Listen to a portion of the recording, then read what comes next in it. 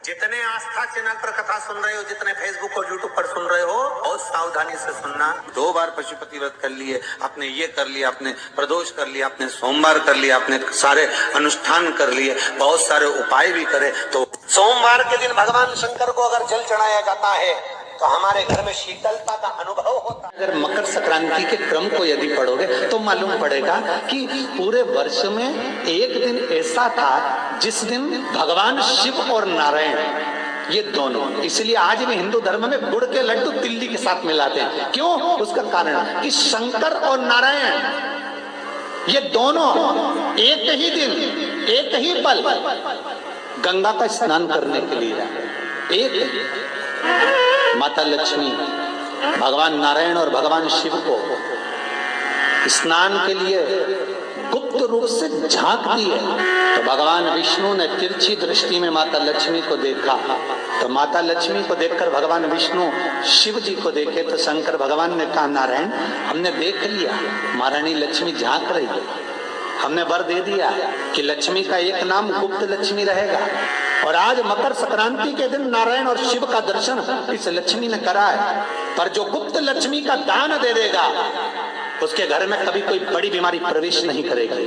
Cancer जैसा रोग, kidney और लीवर का रोग नहीं हो सकता। आज भी नियम है कि मकर संक्रांति के दिन एक लड्डू बनाया जाता है गुड़ और तिल्ली का, उसमें 1 का सिक्का, 2 का सिक्का या कोई लक्ष्मी उसमें फंसा दी जाती है और लड्डू को पैक कर कर किसी मंदिर में दान दे दिया जाता है। उसको कहते हैं गुप्त लक्ष्मी, जिससे घर में कोई बड़ी बीमारी प्रवेश नहीं, वो केवल मकर संक्रांति को ही होता है। कौन से पुराण में लिखा है कि 14 चीज देना चाहिए? 14 चीजें दान देना है। किस पुराण में लिखा है? कोई तुमसे पूछ सकता है तो महाराज आप कह सकते हो अग्नि पुराण में देना। 4 बजे से लेकर 7 बजे के बीच में शंकर पार्वती के भ्रमण का समय रहता है। मेरे देवादिदेव महादेव माता पार्वती के क्या बात है, भ्रमण का ऋषि नारद क्या भगवान शंकर पार्वती को बता दो।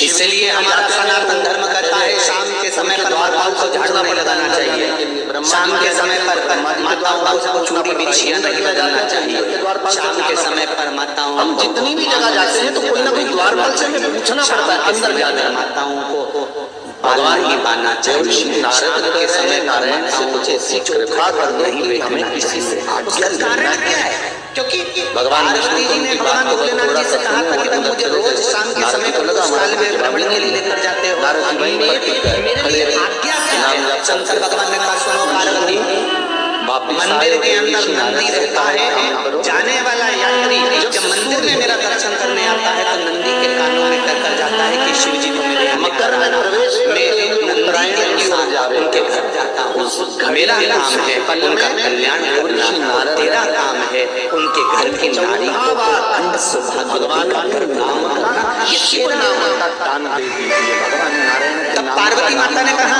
अखंड सौभाग्यवती होने का वर मैं तो दे दूंगी, पर उस समय पर माताएं चूड़ी बदल रही होगी, हाथ से चूड़ी निकाल रही होगी तो मैं वर कैसे दे सकती हूँ, मांग भर रही होगी तो मैं वर कैसे दे सकती हूँ, उस समय पर चूड़ी बिछिया बदला जा रहा होगा तो मैं वर कैसे दे सकती हूँ, उस समय पर झाड़ू लग रही होगी तो मैं लक्ष्मी को वहाँ कैसे दे सकती हूँ। तो शंकर भगवान ने कहा समय एक ऐसा समय होता है, शाम का समय ऐसा होता है जिस समय पर केवल शंकर और पार्वती की यहाँ पर हम तो कई लोगों से कहते हैं यहाँ क्या लिखा, अगर आपके यहाँ कि संपदा नहीं आ रही है, बहुत मेहनत कर रहे हो, उत्तरायण मिल रहा, कहीं नौकरी, कहीं सर्विस या कहीं व्यापार या व्यवसाय में कहीं तकलीफ आ रही है, हम सबसे भगवान के नाम का समय पढ़ लो, शंकर जी के मंदिर में दिया लगाना, किसी भी देवता के पास जाओ दिया नहीं लगा रहे हो, शंकर के पेड़ पर नीचे दिया प्रवेश कर, बेलपत्री और शंकर जी के मंदिर में दिया नहीं लगा रहे तो शंकर जी के मंदिर को अगर बेलपत्री में डायरेक्ट प्रवेश करना हो तो इतना भी नहीं कर सकते तो अपने घर के बाहर अपने द्वार पर शंकर जी के नाम का श्री तो किस चीज का दान देना, नमस्कार शंकर भगवान को याद कर अपनी कामना बाबा का स्मरण कर, अगर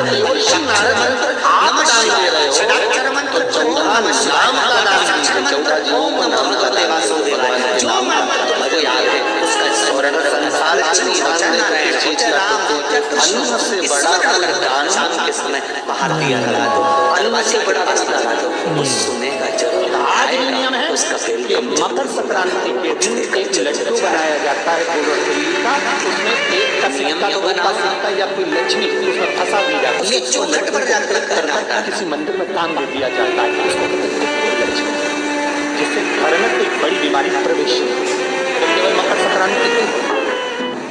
बृहस्पति महाराज ने कहा कि शाम का समय जो प्रदोष का समय होता है उस समय पर इंद्रदेव तुम शंकर जी की आराधना करो। शिव आराधना से शंकर जी जो मार्ग प्रशस्त करेंगे, शिव आराधना से जो शंकर जी कहेंगे वो तुम करना। ठीक है, आराधना करी बाबा भोलेनाथ जी। बृहस्पति महाराज ने प्रदोष की महत्वता समझाई तो प्रदोष का समय जानकर शंकर जी पर 7 बेलपत्र प्रदोष के दिन इंद्र ने समर्पित कर दी बिना सोचे। कितनी बेलपत्र? 7।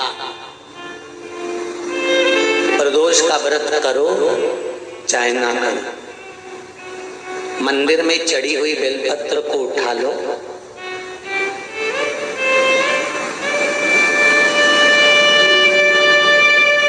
बेलपत्र का ब्रह्म कमल बना लो,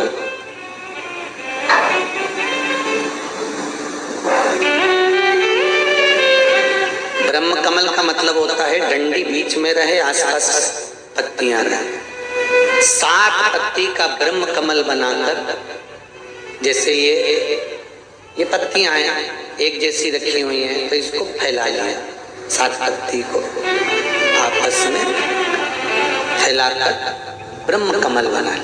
प्रदोष का व्रत करें ना करें, जरूरी नहीं है कि वृक्ष से ही पत्ती लेकर आओगे तो ही शंकर जी को चढ़ाओगे। शिव जी पे से चढ़ी हुई उठाकर धोकर ब्रह्म कमल बनाकर बाबा से विनय कर कर, हे प्रभु आज मैं इस काम के लिए जा रहा हूँ, बाबा मेरा ये कार्य है, बोल कर श्री शिवाय नमस्तुभ्यम बोल कर शिवलिंग पर समर्पित कर दो। दिन भर के प्रदोष व्रत का फल बाबा एक बेलपत्री समर्पित करने पर ही प्रदान कर देता है। पुराण की कथा और लिंग पुराण की कथा, विष्णु पुराण की कथा कहती है मात्र घंटी का नाद कर देने से जितने भूमि पर तीर्थ हैं, जितने साधक साधना कर रहे होते हैं, जितने तप कर रहे होते हैं, जितनी पवित्र नारी स्त्री पतिव्रता धर्म का पालन कर रही होती है, जितने दान पुण्य स्मरण हो रहे होते हैं, उस समय पर जिस समय तुमने घंटी बजाई है उस पल वो सारे पुण्य घंटी का नाद करते से तुम्हारे खाते में आ जाते हैं। मात्र घंटी का नाद कर देना। शंकर जी के मंदिर में जाकर ताली का नाद किया जाता है। ताली का नाद शिव मंदिर में क्यों बजाई जाती है? उसका कारण उस मंदिर में जितने बैठे होंगे, जो भजन कर रहा, तप कर रहा, साधना कर रहा, अभिषेक कर रहा, पूजन कर रहा, 3 बार ताली बजाने से उनका सारा का पुण्य हमारे खाते में 1 सेकंड में आ गया। और हमें लगता है हम शंकर को रिझा रहे हैं। शंकर को रिझाया, शिव ने तुरंत दे दिया। घर में गरुड़ घंटी का नाद करना, इसलिए बच्चों को खेलने के लिए घंटी नहीं दी जाती। गरुड़ घंटी कोई खेलने के लिए नहीं देता। खिलौने दे देंगे, दूसरा सामान दे देंगे, पर गरुड़ घंटी नहीं देंगे। क्यों नहीं देते? क्योंकि गरुड़ घंटी का जब नाद करा जाता है तो सबका पुण्य हमारे खाते में आ जाता है। कोई साधारण घंटी बजाना पूजन के समय पर, स्मरण के समय पर, भजन के, इसलिए घंटी भी हर कभी नहीं बजाई जाती, समय समय पर। और आपसे भी निवेदन है, मंदिर में भी जाओ ना तो घंटी का नाद करो तो बड़े प्रेम से करो। ऐसा नहीं कि तुम लेट बजाए जाओ बजाए जाओ बजाए जाओ, ऐसा ही नहीं कि लटकी है तो बजाए जाओ। क्या मतलब? तो घंटी को बजाने के लिए आएगी नहीं, उसका एक समय, उसका एक संबोधन, उसका एक आनंद। कई मंदिरों में मंदिर का पट बंद हो जाता है, दरवाजा बंद हो जाता है, तो भी लोग घंटी बजा देते हैं। दोष दोष भगवान अगर मंदिर में सो रहे हैं, लिखा हुआ है मंदिर के खुलने का समय इतनी बजे से इतनी बजे तक, मंदिर बंद है तो घंटी नहीं बजना चाहिए। जिस जगह पर ब्राह्मण विद्वान हैं, साधक हैं, संत हैं, साधु हैं, मंदिर अगर बंद होता है तो उसके साथ में घंटी के नीचे के भाग को रस्सी से ऊपर बांध दिया जाता है जिससे बजे ना। क्यों? कहते हैं अगर भगवान अगर विश्राम कर रहे हैं, सो रहे हैं, निंद्रावश है या पट बंद है, उस समय पट बंद का समय है और घंटी का अगर नाद हो जाए तो कहते हैं 11 ब्राह्मण के भूखे रहने का दोष लग जाता है जीव को, मात्र घंटी बजा देने पर, अगर भगवान विश्राम कर।